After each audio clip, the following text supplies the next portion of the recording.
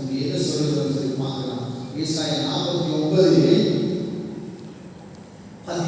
என்ன சொல்லுகிறது சொல்லி பார்ப்போம்.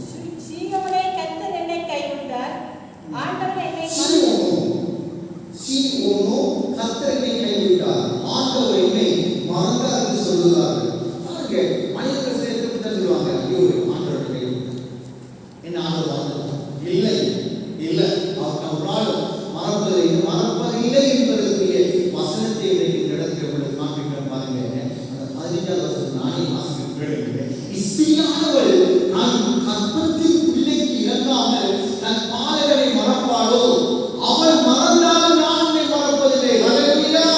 பாருங்க, அவள் மறந்தாலும், தாய் மறந்தாலும் நான் உன்னை மறக்க மாட்டேன் என்றார். ஹல்லேலூயா.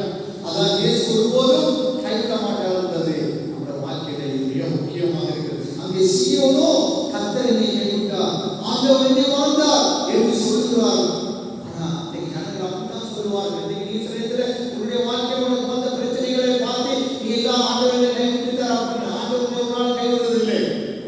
பிசாசு